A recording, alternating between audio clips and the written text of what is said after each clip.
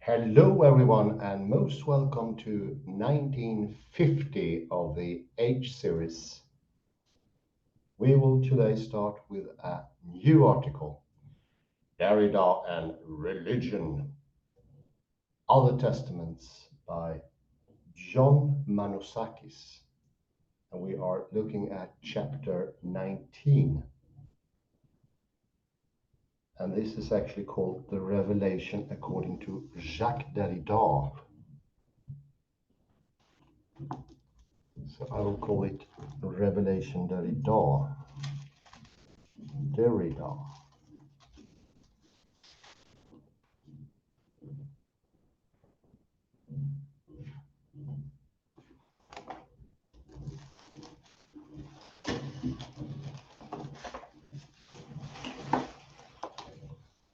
Today, once again, today, finally, today, otherwise. The great question would still be religion, what some hastily call its return. Return! Which day is precisely this today? Today.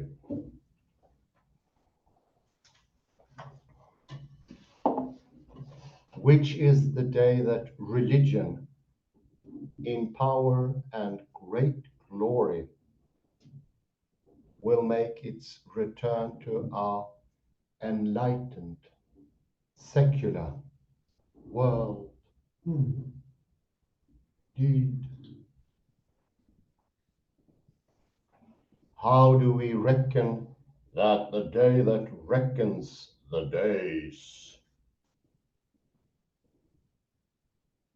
The day of reckoning. Reckoning. Will it be a day of judgment of some sort? Some sort.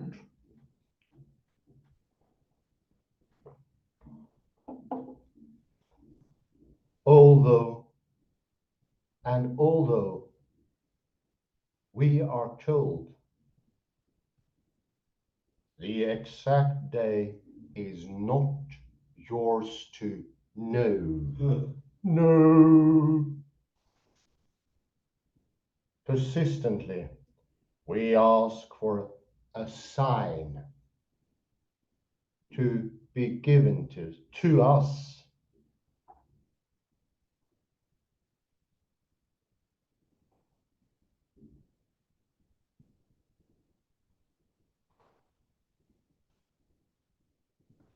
In his Faith and Knowledge, Derrida offers us no less than 25 such signs, or crypts, as he calls them.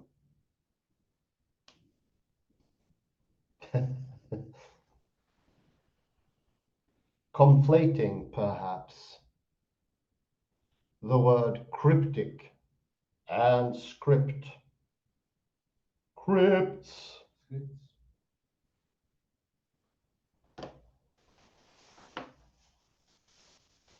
A gesture that aptly indicates yet another way among the many that one could read this text, namely as a cryptic scripture,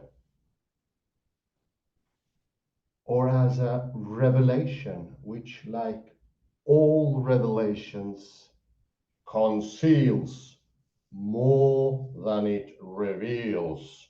Reveals.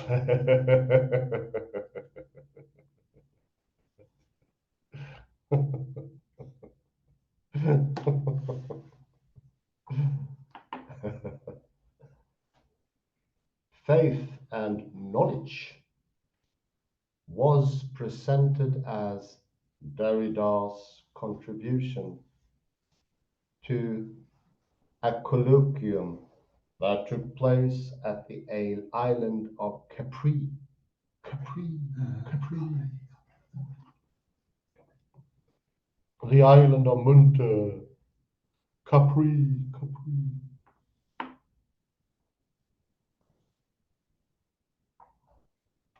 His remarks, however, on the mechanical operation of religion and on its possibility for evil and terror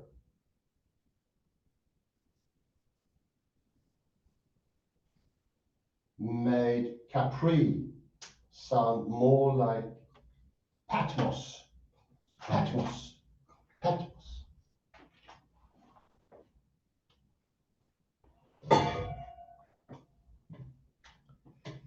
Apocalyptic and even more prophetic.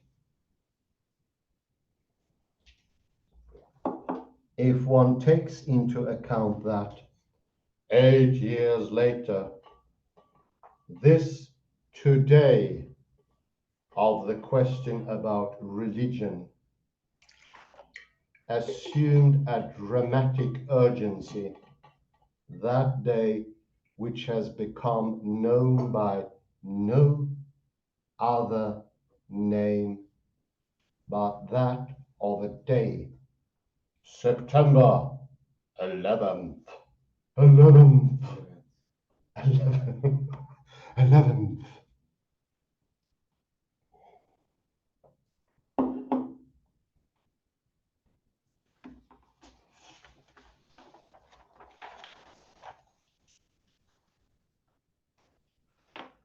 A month after the events of September 11th, Richard Kearney and I met with Jacques Derrida in New York for a pre-arranged discussion.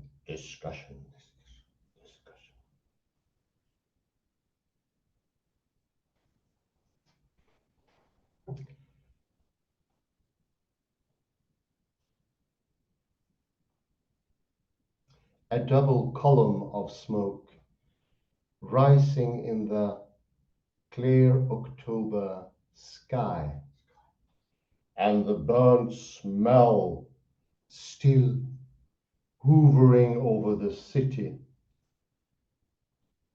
kept reminding us what had happened there, there, there.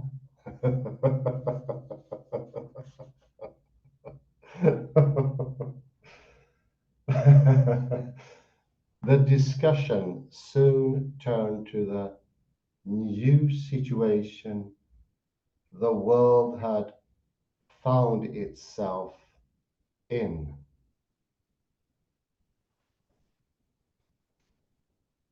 To the war against an elusive and yet all too well known enemy. Terror, terror, terror.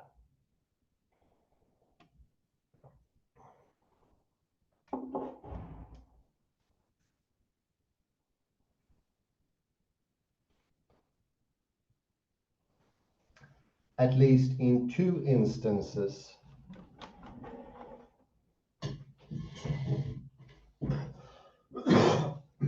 during the course of conversation, Derrida made a reference to his faith and knowledge.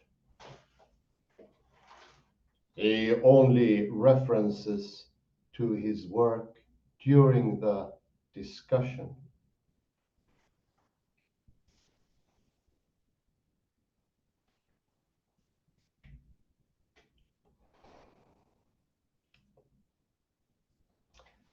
Firmly locating the problem of terror within the context of religion and its, in this case, violent return. Return. Return.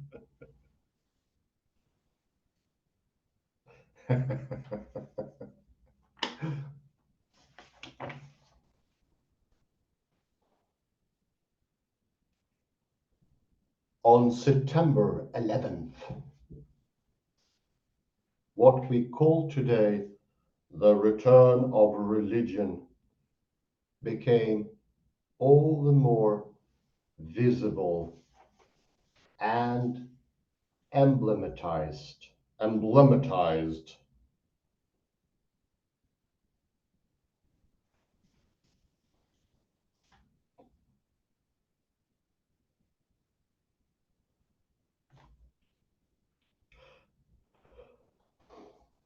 The event itself assumed religious dimensions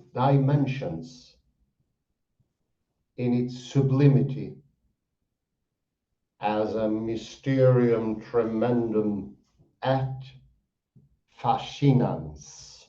Fascinans. Tremendo. Tremendo. Tremendo. Et fascinans.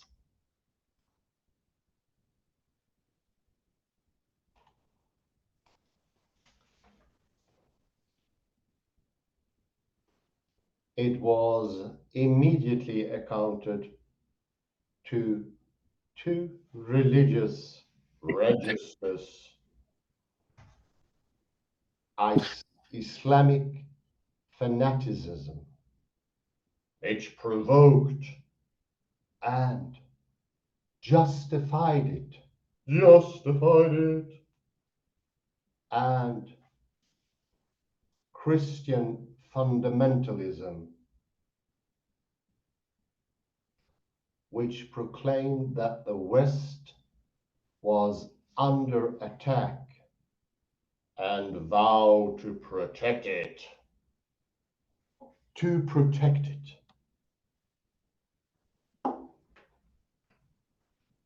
To protect.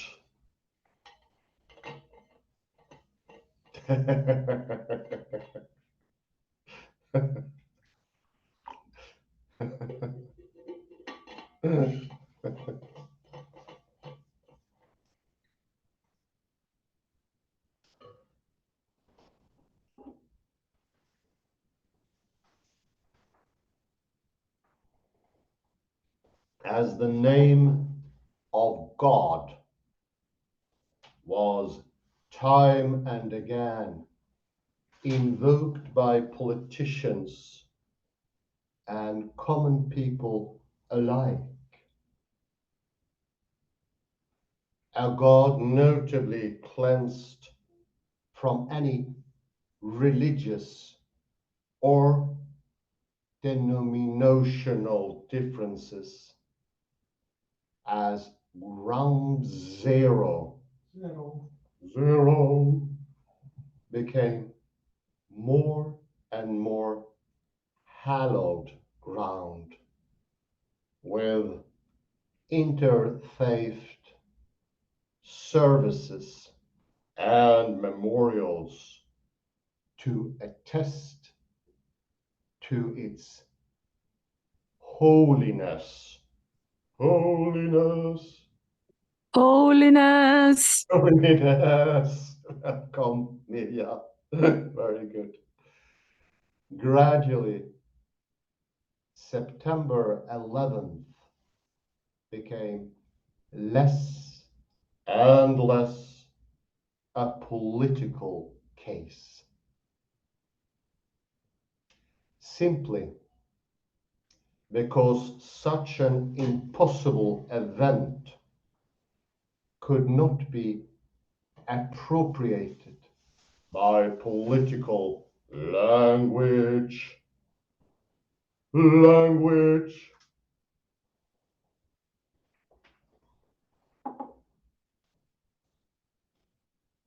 In order to face it, to come to terms with it, one would need to have a recourse to a religious discourse. Discourse. Discourse.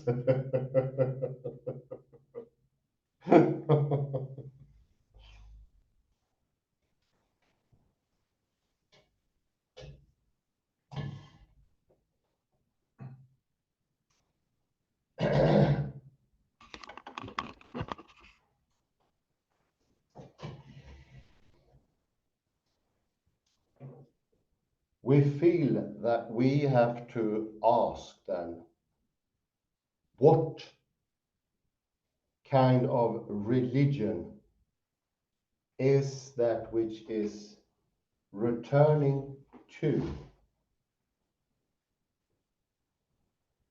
and to where does religion return? Where? Return. At the same time, however, a different set of questions arises. How and when? For example, does religion become a question for philosophy? And what are the implications of a discourse on religion that claims, nevertheless, not to be religious? Religious. Religious.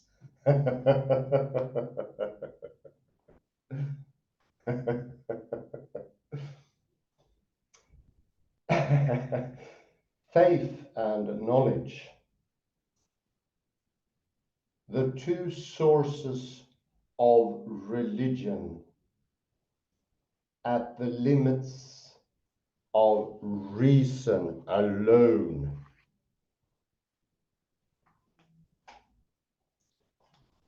As the full title runs,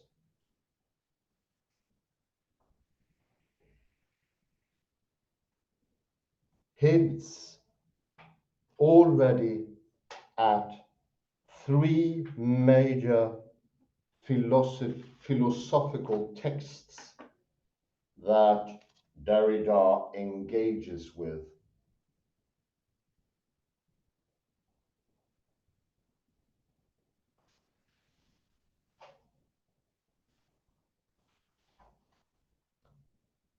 Faith and knowledge alludes, of course,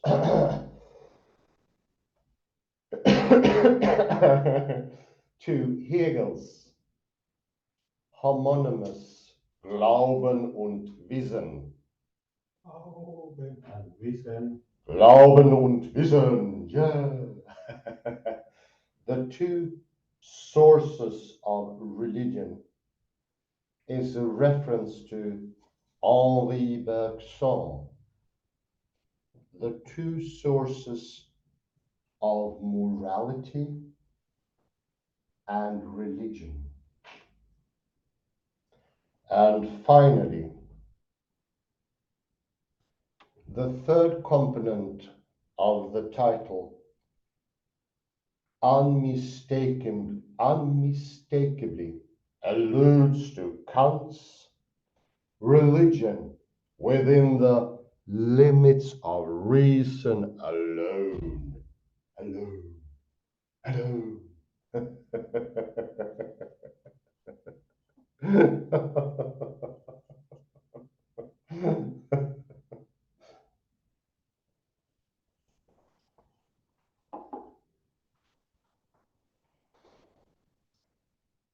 These are the three philosophical inheritances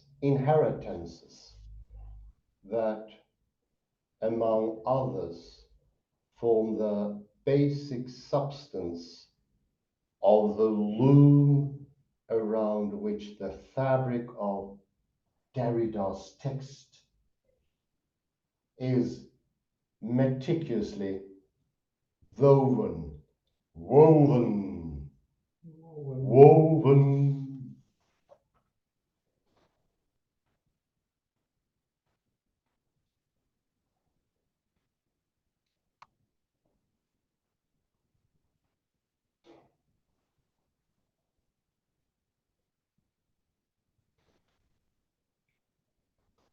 Derrida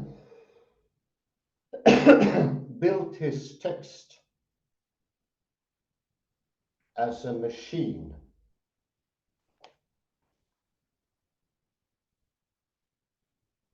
Machine. That is, with the impressive symmetry and precise function of a mechanism. Mechanism.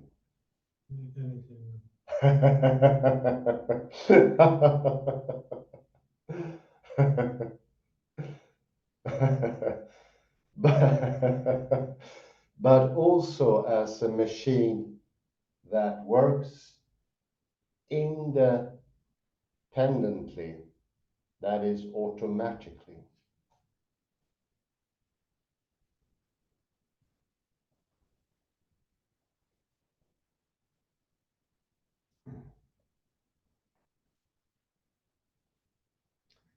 Here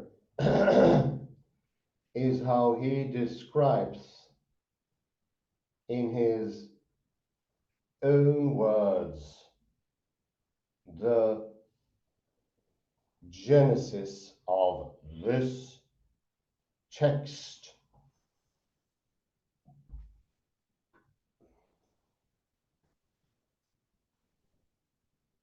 Let us choose then.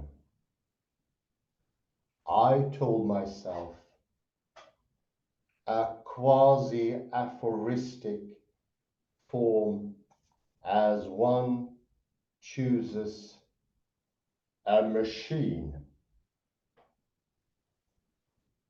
The least pernicious machine to treat religion in a certain number of pages, 25 or a few more,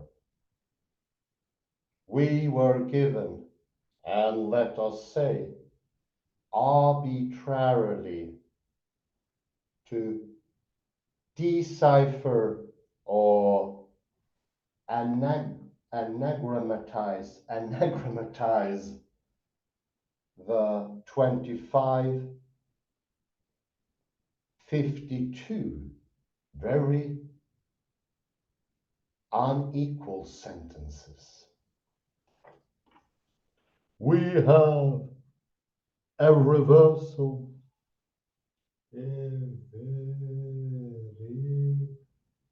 25, 52, very unequal Sequences.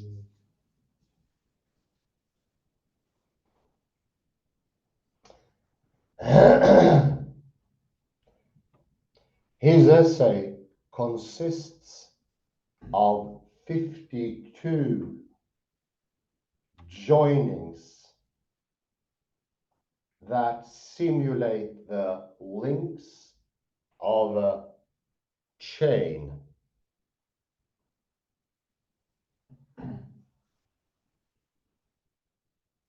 As the one refers to the next. To the next.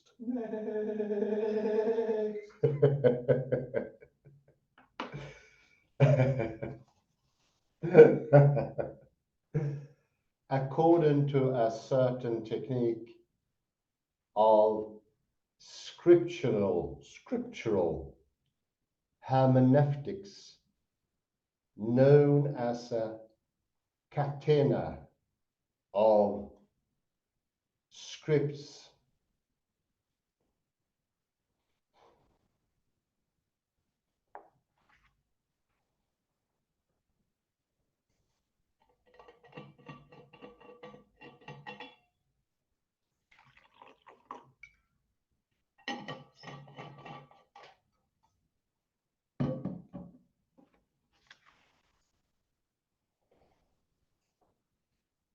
Derrida employs 25 crypts that follow 27 italicized paragraphs. Italics. Between these two, the document is divided into equal halves.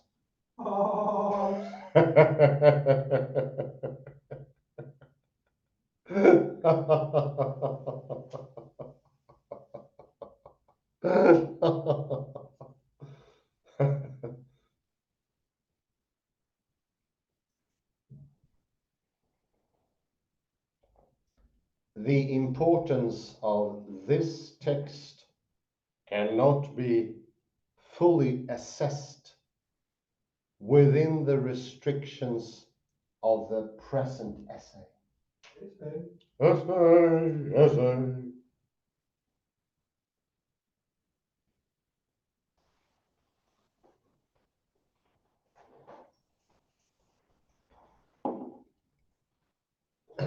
We have to single out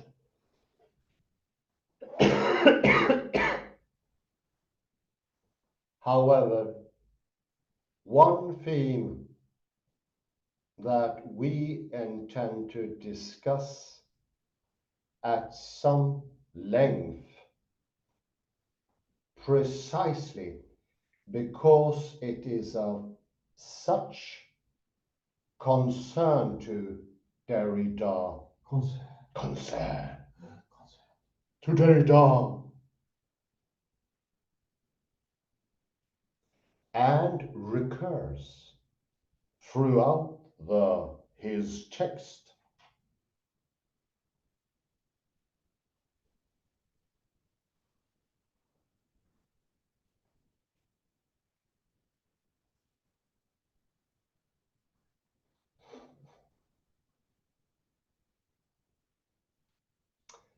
It is this mechanics, this machine-like return of religion that I would here like to question.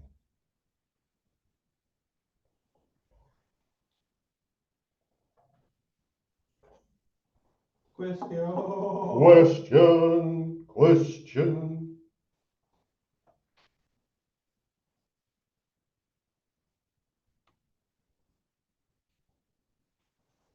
The return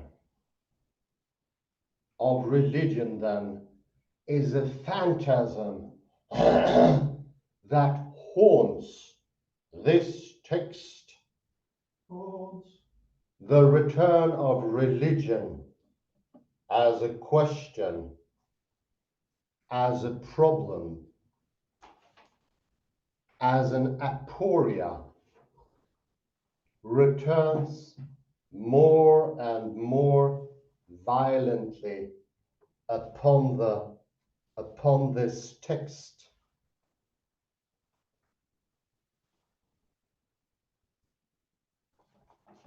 A philosophical text, to be sure.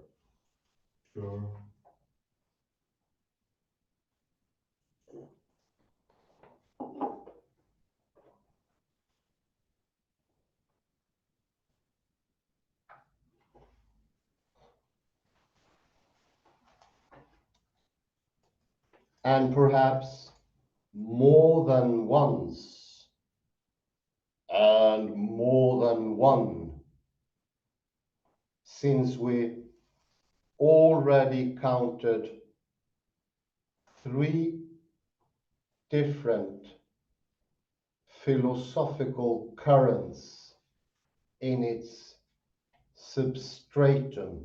Substratum.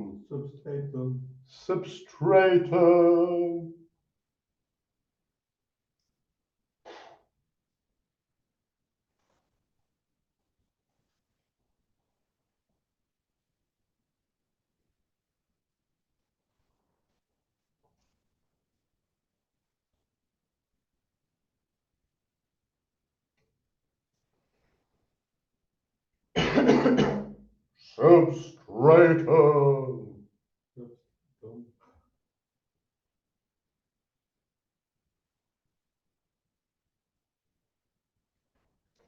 is the return of religion,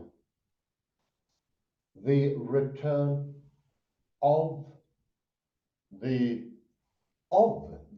other, a quasi second coming of sorts, or the return of the alienated spirit to itself, as Hegel puts it.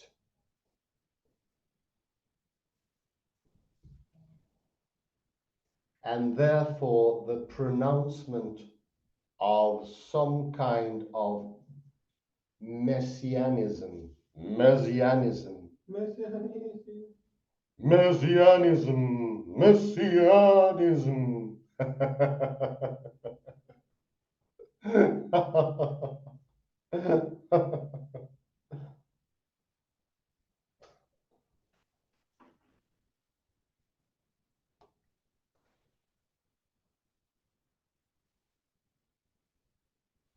Or is it a return to the promised land of the same? A nostos that reaches its tautological Ithaca. Ithaca. The prodigal son that that returns to the paternal home. The paternal home.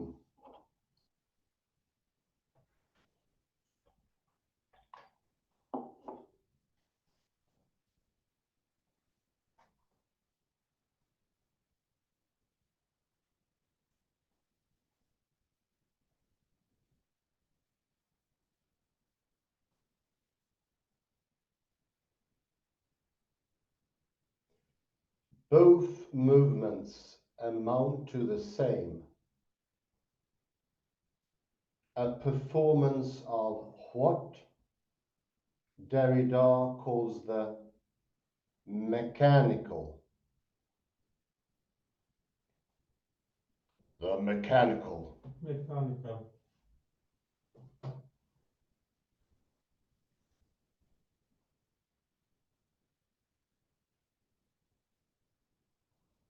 The mechanical.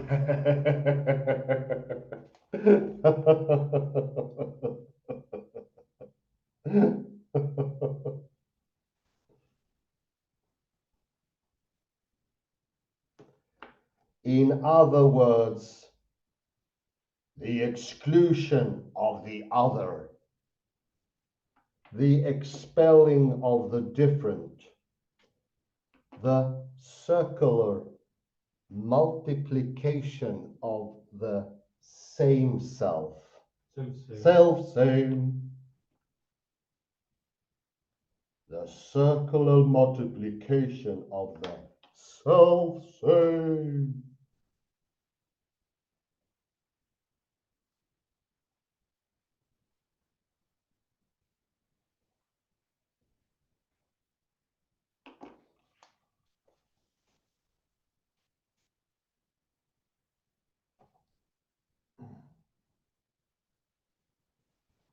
For the question of the machine, the ingenuity of the engine is nothing more but this: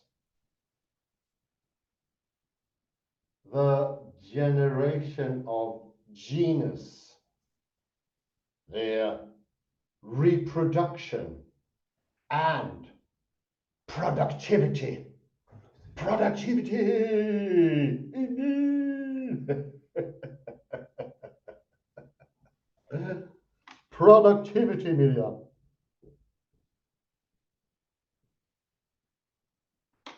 Productivity. Great. Dobra, good.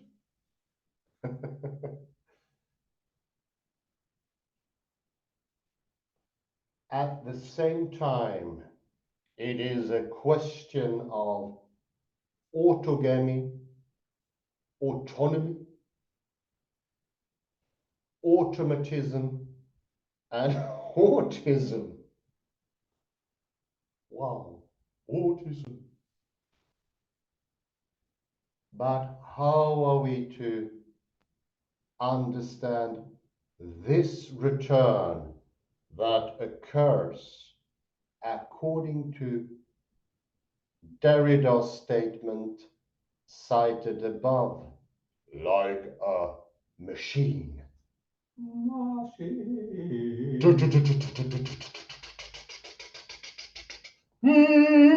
Machine, like a machine.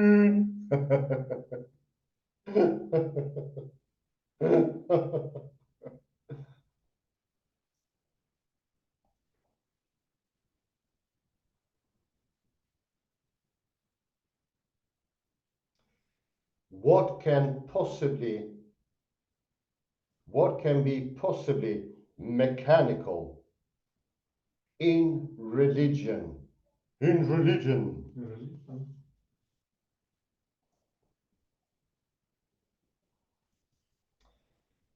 My approach as I attempt to untangle these questions is by no means exhaustive. Exhaustive.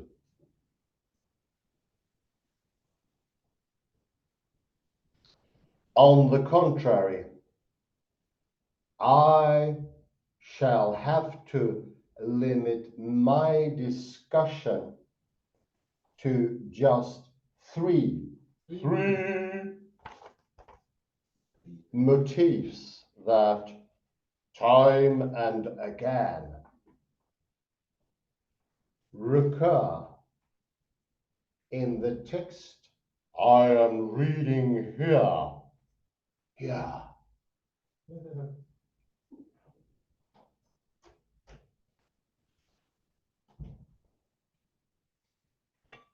One,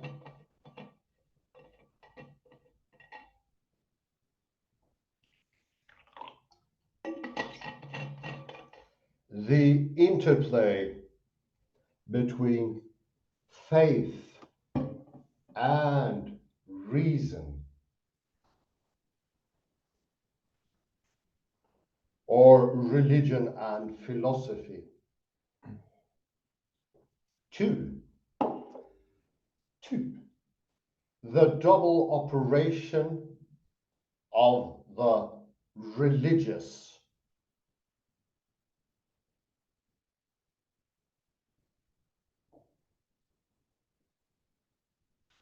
Three, the possibility of a radical evil as a possibility of or for religion. Religion, indeed.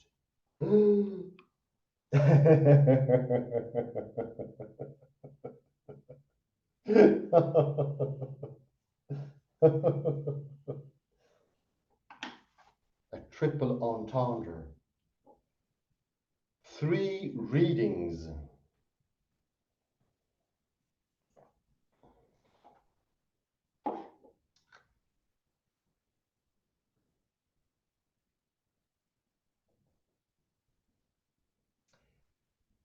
It has been said that all problems and questions of religion should be understood as problems and questions intrinsically philosophical. Philosophical.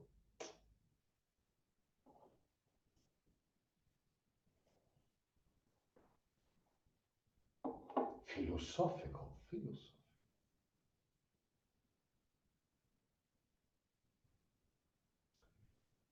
The question of religion cannot be posed in any satisfactory way, but only to the extent that it is posed philosophically. Philosophically.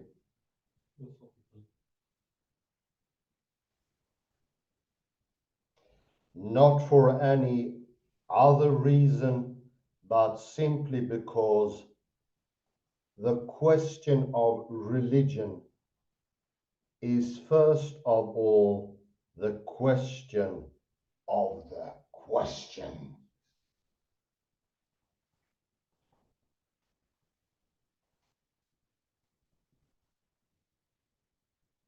The question of the question.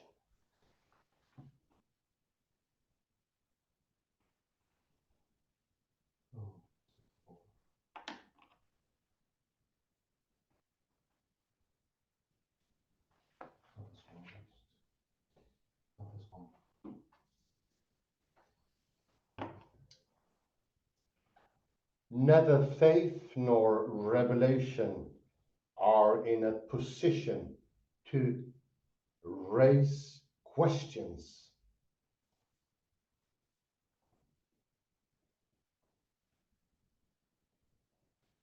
What they can do at best is to provide answers, answers, answers.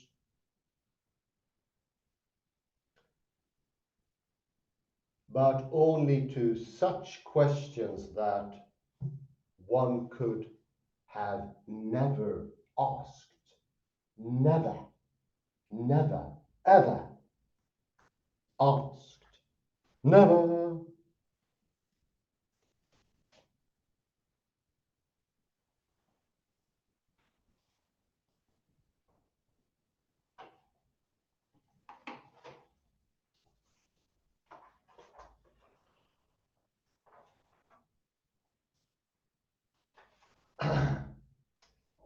Even the question of God, question of God,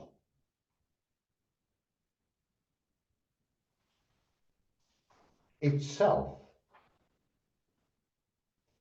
and the theology, to the degree that they do not cease to be formulated as a question and as a logos, logos,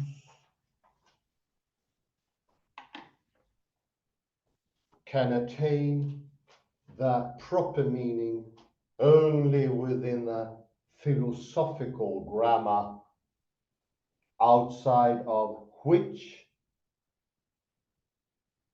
even the very concept of God is rendered nonsensical, nonsensical, nonsensical. Oh dear.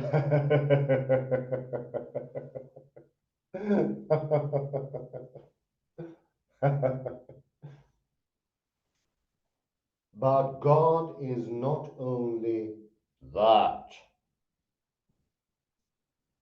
nor always just that, a concept, a concept, a concept.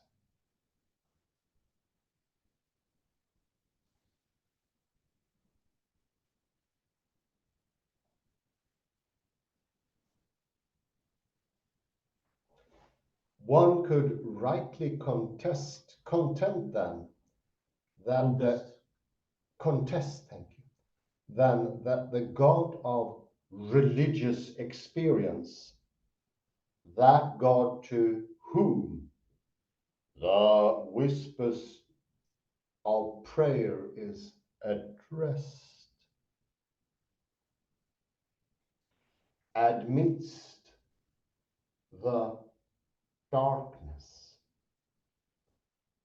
has nothing to do with the God of the philosophers. The philosophers. Granted.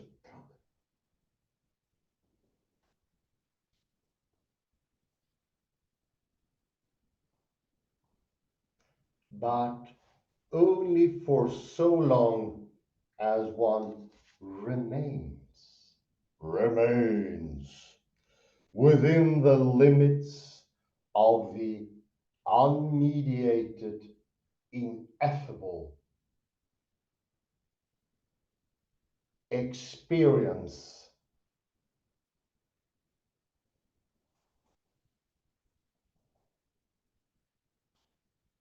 for at the moment that one attempts to express the experience at this very moment,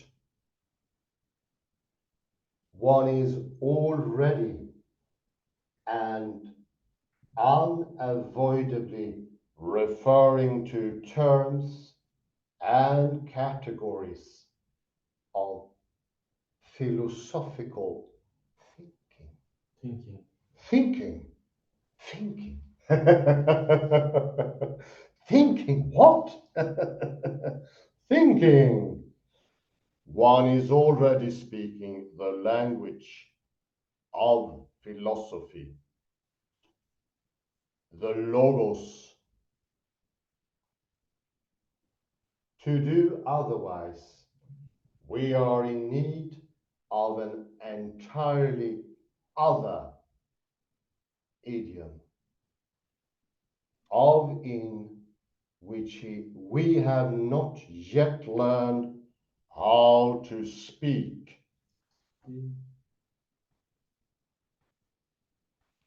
How to speak. I think we put a pause. Learn how to speak will be the last. How To speak. how to speak, how to speak. 1950. Page. There is no pages here. Yes, 312. Where? Do you see that page? Yes, up. It's because it's your heft has. Oh, you hide it. No, it's. I'll write it here. Oh, 312. thank you very much. 312.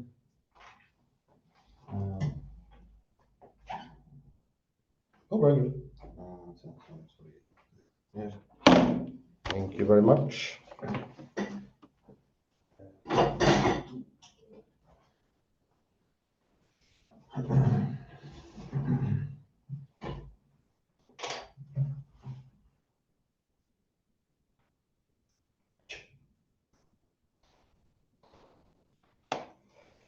Well, not a bad text.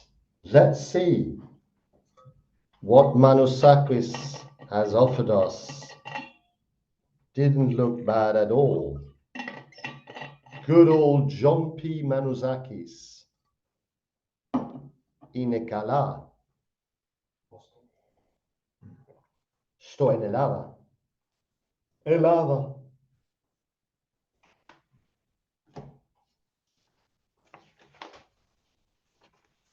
Proto.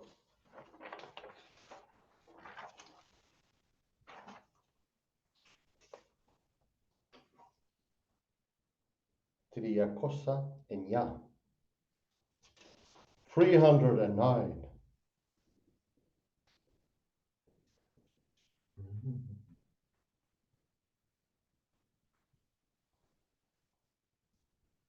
It's in a parenthesis. I usually don't mention those, but this is so great.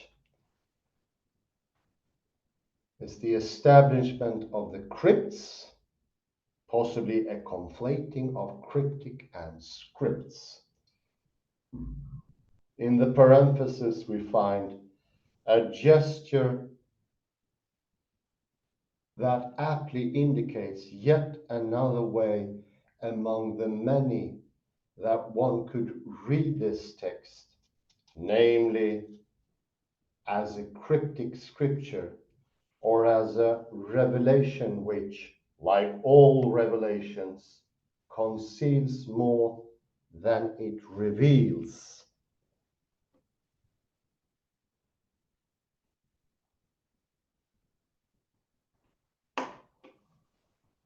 The Heideggerian Lichtung comes in here. It's an opening in the woods. The liminal space in between thea and aletheia. By putting something out in the open, by explaining it, you hide it. But by conceal it, not speaking it out, using the cryptic scripts, then you reveal. So you can compare that in the contrast with the Enlightenment, which is mentioned later on. It will come as a quote. Enlightenment is the idea, if you explain it or you put it forward and have it out in the clear and you put the Enlightenment light on it, it becomes more understandable. That is something problematized by Derrida and Heidegger, who says in the liminal space, in the covering you understand. Speaking it out is almost like never revealing the truth or anything. It's also interesting further down that faith and knowledge was a contribution of a colloquium that took place at the island of Capri, almost a Patmos of Italy.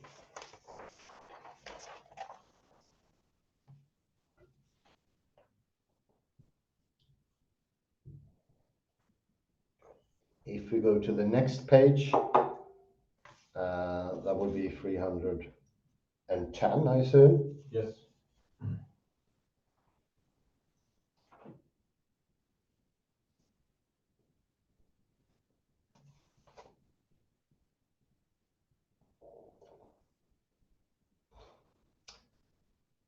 Derrida made a reference to his faith and knowledge. This is at the end of the first paragraph.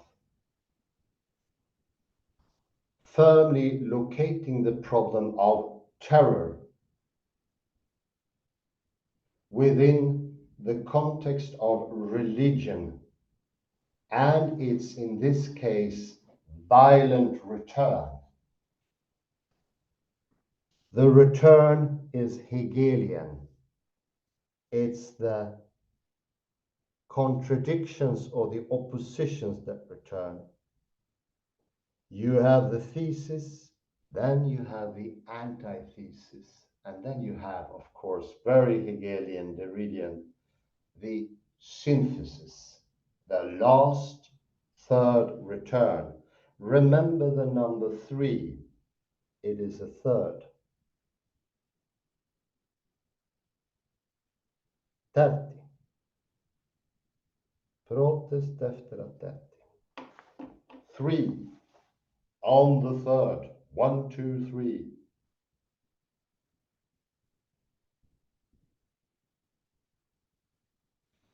We go to 311, please, Kalle, if you may.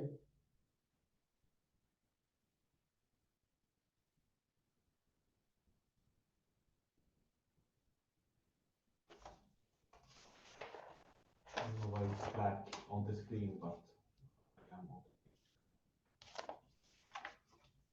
It's just black on my screen. Yes, it's strange. Never mind. It is in the quote in the site.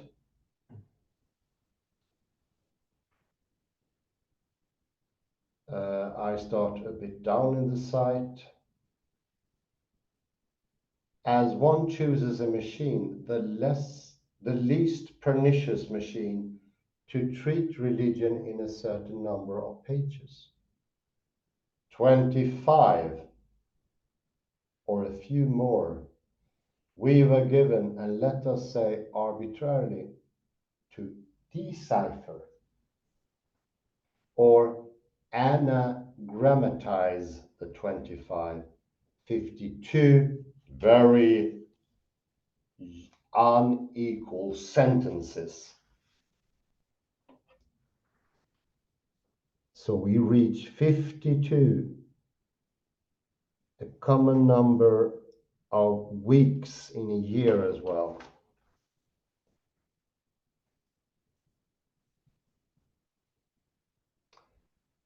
His essay consists of 52 joinings that simulate the links of a chain as the one refers to the next. Hereby we get a chain. You can think of one of the scripts, so the crypts, pushing to the next in an endless line.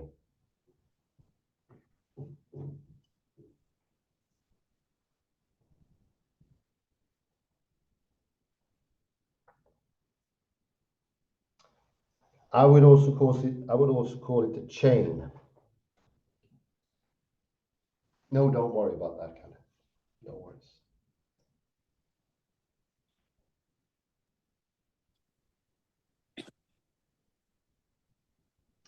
For each You would also call it a chain?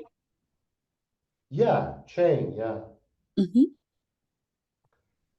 And further down on the same paragraph, it recurs, and for each return, you get another little piece of the chain. And I read in the mid-sentence, and recurs throughout his text. It is this mechanics, this machine-like return of religion that I would here like to question. So each piece of the chain is a second or a third or a fourth return of the text.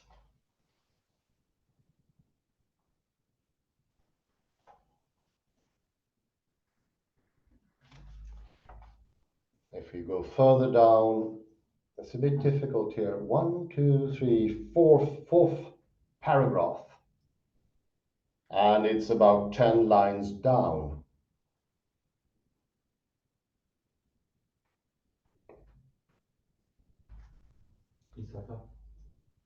Let's see here. Yeah, good guess.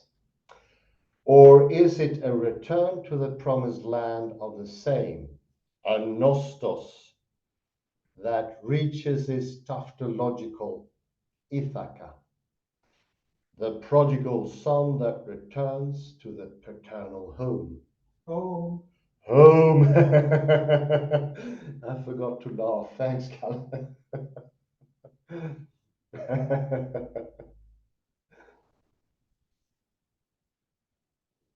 Both movements amounts to the same. So it's an odysseal sameness, a performance of what Derrida calls the mechanical. It is the return of sameness, of idio. It's idiosyncratic in the pure original sense of sameness, to be compared with the proposed sameness within Newtonian physics of the atom. They are all the same, identifiable so. Whereas in the Leibnizian monad system, the monads do not have windows, and therefore they cannot be identified, be chained in sameness. So sameness is a sort of chainless that fixates everything.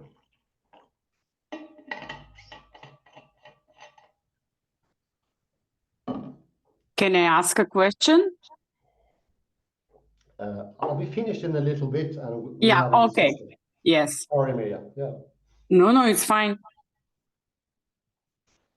And very important to confirm a performance of what Derrida calls the mechanical.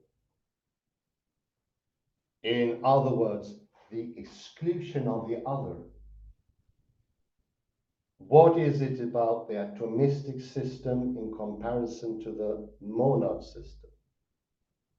Well, sameness excludes preemptively before. It sort of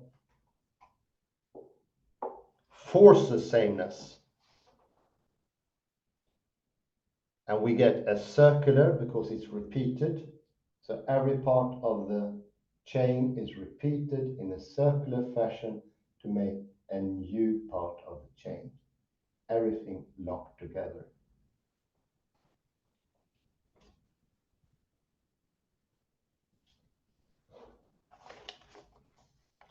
Maybe I should even do it on the screen. What do you think?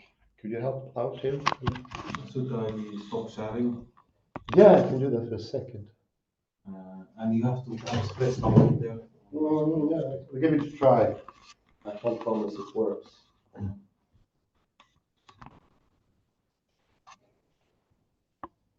No promises that it will work.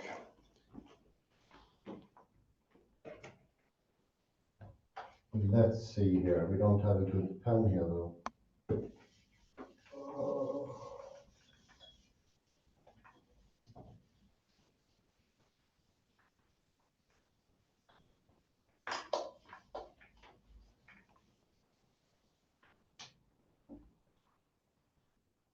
Här kommer nästa person till det här rummet. Det kanske kommer några minuter så vi måste... It's like this, a circular recurrence of a new part of the chain. For each circular movement, there's another piece of the chain. I don't know if this can be It's seen. very small, too small. Do you see Miriam? Miriam, do you see the screen? Eller the blackboard?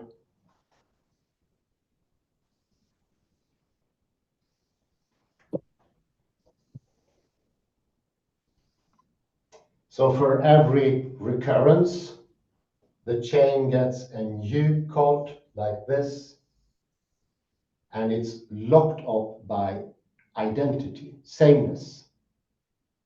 We call it idiosyncratic. And the easiest way to understand this is to compare the monad system, which doesn't really allow for identity, and the atomistic system of Newton, where identity is presupposed already. Already in the beginning, the atom is identical, idio. Mm-hmm. This is what is foundational in the whole system. Mm-hmm. I call that an atom, and the other one a monad. I have no windows, no way to look into them. We need to get a darker pen though. Thank you very much, Carl.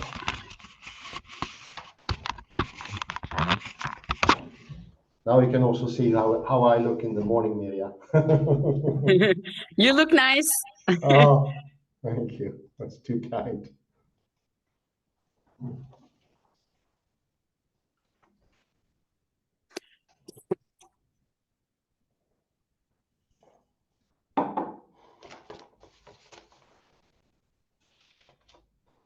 You can also compare the tautology, the self-same, because it's self-same.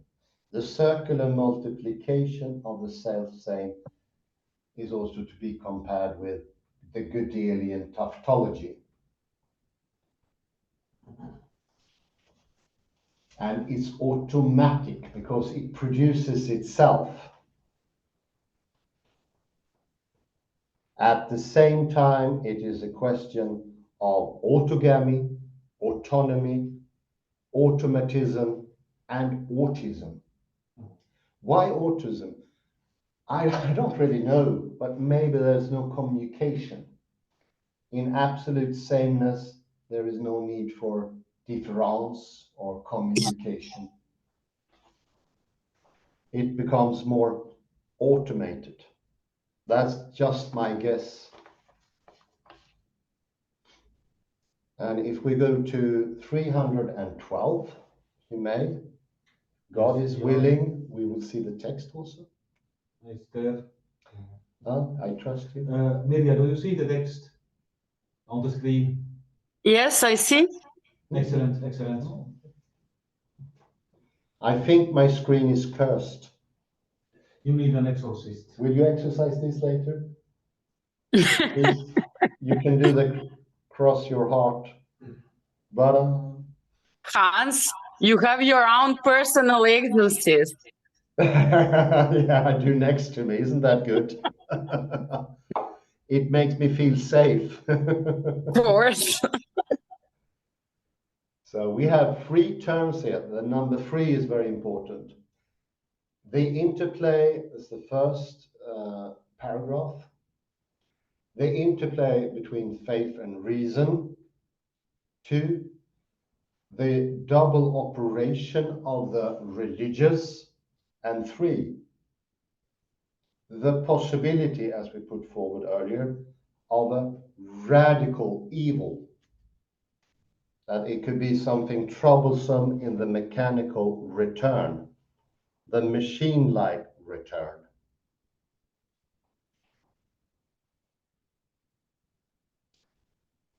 And if we go down to the 3 readings paragraph,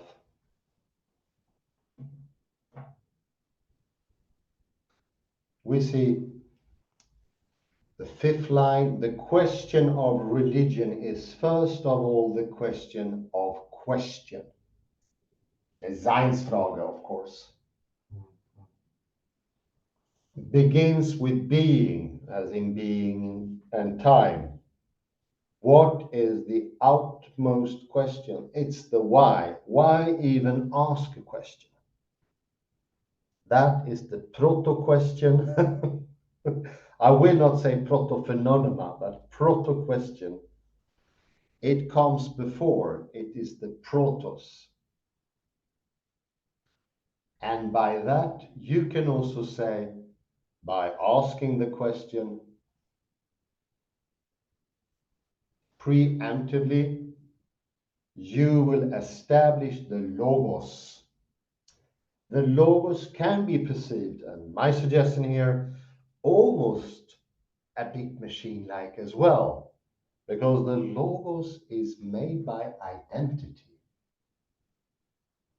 We spoke about that earlier, that the referent, in contrast to the reference, what is referred to, needs to be emptied out and same. According to Cézanne, all the signs are in a way the same. They have an emptiness within them. Being same. Maybe they only have this idea of an impossible pointer to say, this is the same as that one.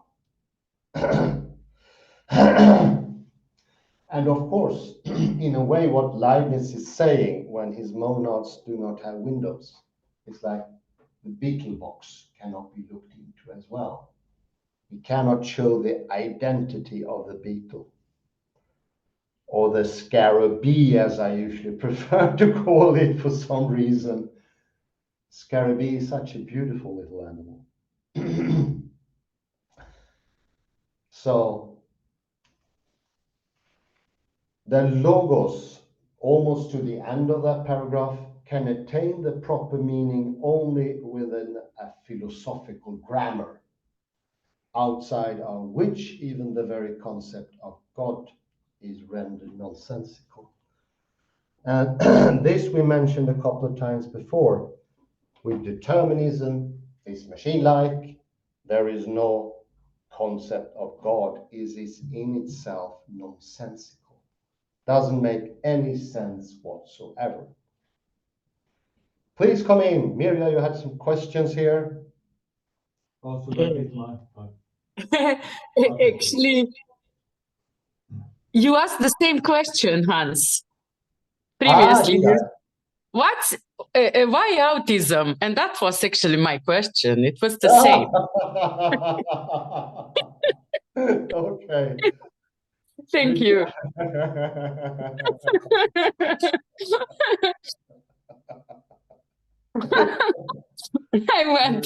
I went there before, but you also asked the same question, so it was nice hearing you answering. Okay. With your permission, we take Kalle as usual here. Yes, the microphone, please. Oh yeah, yes, I can. So page 311. I put it here. So page 311 begins. Manusakis writes, Derrida put his text as a machine, that is with the impressive symmetry and precise function of a mechanism, but also as a machine that works independently, that is automatically. Here is how he describes in his own words the genesis of this text. Let us choose then, I told myself, a quasi-aphoristic form as one choose a machine, the least pernicious machine to treat religion in a certain number of pages, with 5 or a few more we were given, and let us say arbitrarily to decipher or anagrammatize the 25, 52 very unequal sequences. Yeah, that's very good. I think these 2 paragraphs are extremely important. So can you say we have the question here of are we like machines indirectly? But I will also pick up this. I remember when we discussed the Botticelli text by Hatfield, we asked the question of that in quantum physics and mathematics, you can actually reverse the numbers. Oh yeah. And here we have actually this. It's very nice. It's very quantum. This is excellent to say that the expression anagrammatize 25. We think that usually that these numbers are fixed. That okay, we can use anagrams only in, let's say, poetry. Yeah. Or in everyday words. In humor. Yes, but so to say, mathematics they would be fixed. Yeah. It's so easy to think that 25 is 25, but you can actually reverse them. It's allowed, as Derrida does it in his text. Everything is machine-like, most often in the Platonic idea of mathematics, which was proven wrong by Gödel, to his demise, I'm afraid. Poor old Gödel. But the question is, how do we, so to say, show it to people that that quantum mathematics work in that way, that you can actually reverse numbers. And perhaps Derrida is a way here. If this great Derrida also says that it's possible to do that. Yeah, why not? Why not? We trust Derrida to do that, don't we? To take us to the tautological Ithaca. And we discussed this in this painting by Botticelli, these reverses of numbers. We had we discussed the number 12, for instance. Here you had here 6 angels. You see here the 1. Okay, you don't see them. No. You remember perhaps at the bottom you had 6 angels. Caressing, yeah. Yeah, caressing or quantum and or fighting particle. or whatever. Yes, so and they are actually part of the 12. So to say, it's quantum mechanical mathematics. Yeah, you remember that 7 and 5, yeah. And yes, the 7 that we have to also show. Where did we have the 7? There were 7 angels caressing, and there was 5 devils. Yes, that's okay. So that's correct. Yes, there is one teddy bear there. There is one beside him. 1, 2, 3, 4, and 5. And 5, and then there were the 7 angels. Yes, you have them here. 4, 5, 6, 7. So you say this is 7 multiplied by plus 7 plus 5. You have 12, and then you have these 6 angels. Yeah, indeed. And you can also divide 12 by 5 and get 7. And the big question is, of course, does Derrida think that we are machines implicitly? And the question is, what is a machine? The old type of machine. Derrida didn't know anything about quantum machines. No, but he could have you could have heard, because let's see here, this was the year 2002. He could have heard. No. He could have heard of them. He could have heard of them. It could be, but well, never mind. It doesn't matter. Sorry, I was digressing here. But one can get a sense of this multiplication. It's machine-like, and it gives a sense of doom. It's da-dong, da-dong, almost like Charlie Chaplin and Modern Times. Think of that, and you are close to the machine-like thing of each part of the chain is being produced by sameness and locking the things in together in a long interlocking chain.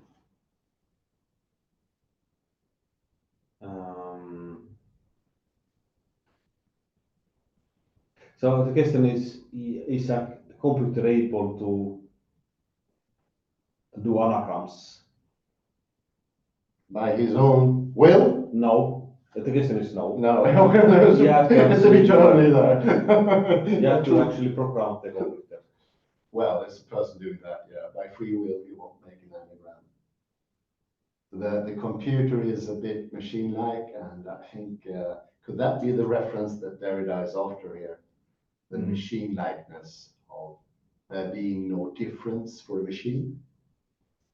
Machine wouldn't treat a 2 or a 5 any different from a 6 or 7. They're all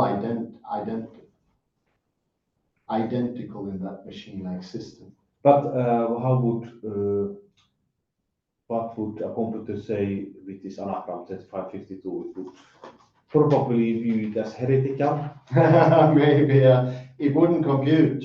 It would say error. Yes, it would say error. So perhaps this is a way of Derrida saying that we are not machines. So texts are not like machines. He builds his text as with 25 crypts and then 52 joinings. Yeah, joinings, yeah. Where each part of the chain going to the other one. As you can see there. Yes, they enter into each other. And they lock like this. But that is not machine-like.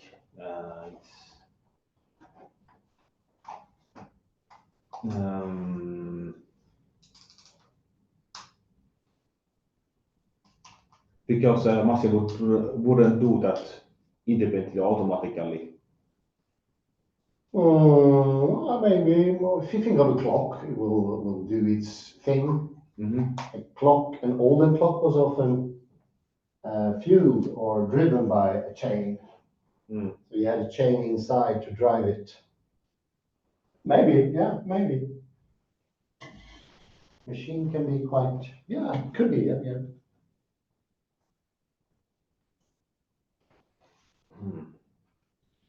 And it's also the sense of reproduction and productivity.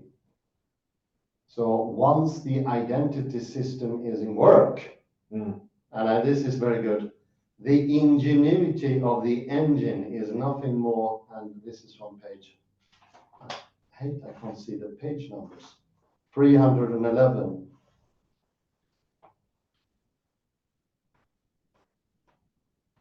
The ingenuity of the engine is nothing more but this, the generation of genus, reproduction and productivity.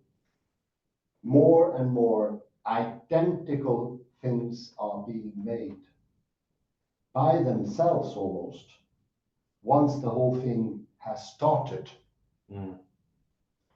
One's logos, this is my own take on it. It's personal, not coming from Anosakis or Derrida. And I would say once the logos has been set in movement by rejection of the other, then it goes by itself. It makes for, well, a machine-like thing, it goes by itself. Logic has the sense of being machine-like. There is no option there, there's no free will. Which is something we like. I don't know, we even take a liking to it. Oh, I like the syllogism because they give us no options. Logic is firm, machine-like, hard. Perhaps there is a clue on page 311, the last phrase of that paragraph, the third paragraph, the quotation. It is this mechanics, this machine-like return of religion that I would like here to question. The key word is to question, because it's ambiguous to ask, but also to challenge. A machine wouldn't do these two differences. I don't think so. No. Yeah, I like that one. And a machine would never, so to say, take also 25 to be equal to 52. No, yes. It wouldn't. It wouldn't. No. Great color. Well done. A machine would not equal 25, would not equal, not equal 35 to 52. No, I couldn't do that. It would be a bit of absurdity, a piece of humor. Yes, that is actually one of the Wittgenstein's points. Do you remember? You should automatically continue. Very good. The finitism, yeah. Yes, like let's say you say to me, you say 2, very 4, good. 6, 8. Yes. Then continue on your hand, I would say 7, 9, 11. And then you would say to me, you broke the rule, Kalle. But I say, you didn't say that I should follow only the past. No. That shows one, that I have free will. Yeah. And there is actually no, what to say, what you would call it, it's a bit origin, or not origin, but like a starting point. Absolute starting point. And or also, a pre-established rules. Yes. No pre-established And rules. it shows also creativity. Yes, exactly. Yeah. Like we move. Like we have the preemptive idea, I should move like this. And I put this unnecessary movement and I become almost, well, why not? Machine-like. For found us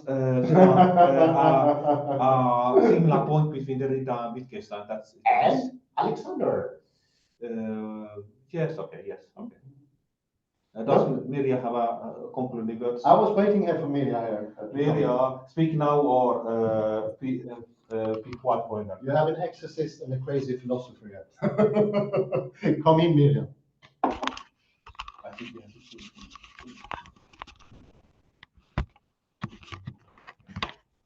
Mirja, can you hear me? Say something. Yeah, now I hear you. If you want to, I don't force anyone.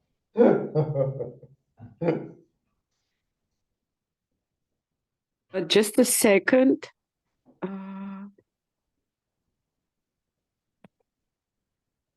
Hi. How do I do this?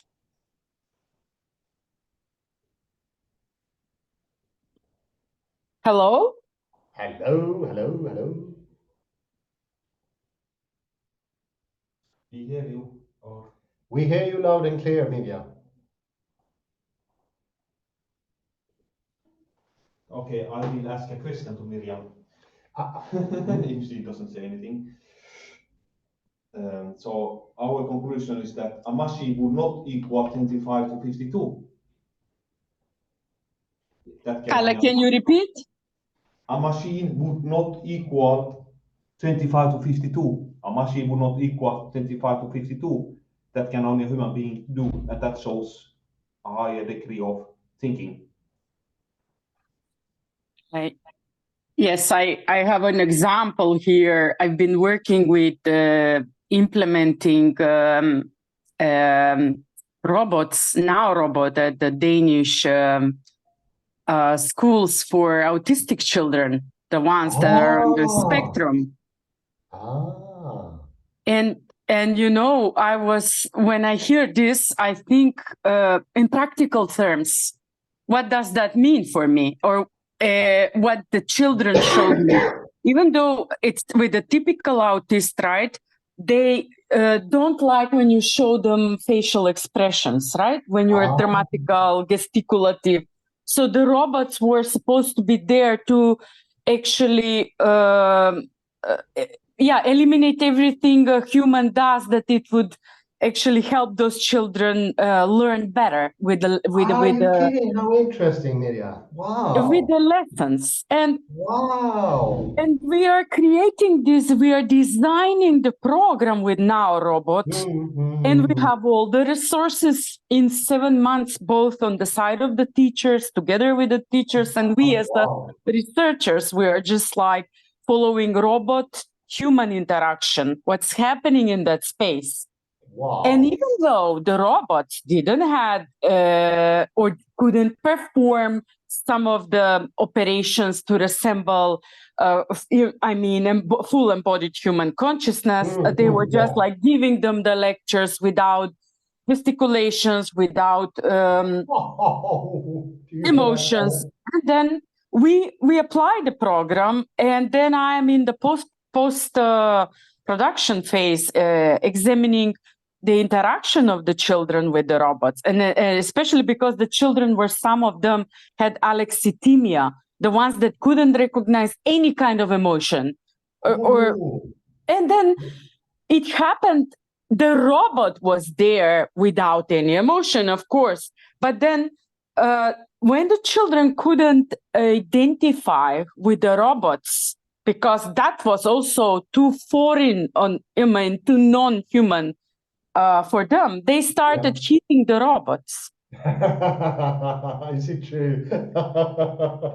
So what I was hearing here in Derrida, it completely brought me in the experiences by following, human-robot interaction with this project. That's why I ask, what's the meaning of the autism? Yeah. I was wondering myself. Can you try to summarize what Mirja tries to say? Well, I'm just going to follow the question. I can get back to you later, but I'm going to follow the question. Look at YouTube, and do you remember the movie with Dustin Hoffman and Tom Cruise? Rain Man.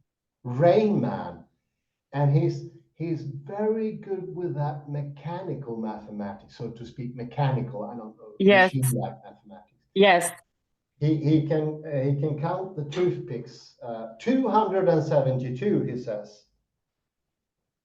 And he does card maths at the casino in Las Vegas. Remember exactly the amount of cards. So they are very good with that machine-like mathematics, and they're often in the movies and also documentaries put forward as absolute genius when it comes to this type of mathematics. But they are less good when it comes to inventive mathematics, creative new mathematics. What they do is repeat the chain, so to speak, the more machine-like features. It's a gliding scale, of course. There are some autistic that are showing signs of creativity in mathematics as well. But the tendency, it goes in that direction. We are all becoming more like that. Yeah, that would be machines. the point of what's his name, Ian McGilchrist, the Scottish British neurologist, psychiatrist. I think he would say that. Can you send me actually his name because I want to check on him? Ian McGilchrist, yes. Yes, correct. What did he say? He is in the same region as you suggested there, that we're becoming more machine-like. And did you send the name? Yes, I can send. You can also see his latest lecture. You can see on the screen. And you know, in regard of this inventive mathematics, creative mathematics, or as we talk now, repeating the chain, you know, I'm working with autistic programmers. They are on the spectrum. They code perfectly, but anything you ask them to do more creatively outside of what they have learned, and I can also do some of the operations in Python, but they can't. They're lost completely. Wow, Mirja.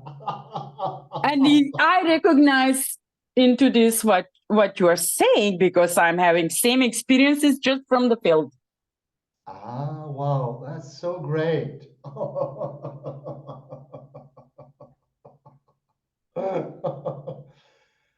We took up a paper, that's ages ago, maybe 1,000 lectures ago. And how about autistic children and adults? They have problems seeing what other people are. It's very hard to explain. Maybe I should put the video on here. They have big problem understanding the movements of other people. So I think one of the experiments was a cup on the table, so to speak. And if you see me move like this and having a special posture here, yes, 99% of people who are, you don't say normal anyway, you say within the normality spot. Non-neuronormative. Yes, thank you. They would say Hans is reaching for the cup. Yes. But if you are autistic, the autistic children on the autistic spectrum, or even more to the autistic, they're getting more and more difficult for them to understand what the movement means. Yes. Because it's not so obvious. My hand can come from different directions. The whole constellation of me could be very different. And they seem to have, and it was so interesting. I can find the article, could be very tough. They could not see where my intention was. So they would say, the hand is just coming closer to the cup without seeing a will behind me. So I took it up in the lecture. Maybe this can point to that the will is the composite of everything that you do, not something internally inside here, but all of your movements and your body position. But of course, the autistic side was more machine-like, maybe in a very limited sense. Yes. So, very good. Thank Interesting connection. Wow. I'm this is why it gobsmacked. associated me because of my field experiences. Definitely. What a synchronicity. But I will reread the part, and I might come back to you, okay? You're more than welcome. You're more than welcome to that. Thank you. Well, thank you. Thank you, Kalle Lundahl. Thank you, Mirja. Thank you, everyone, for watching. Have a beautiful morning, day, or afternoon, wherever you are. Bye-bye for now. Thank you, Hans. Bye-bye. Vidimosse. Bye-bye. Vidimosse.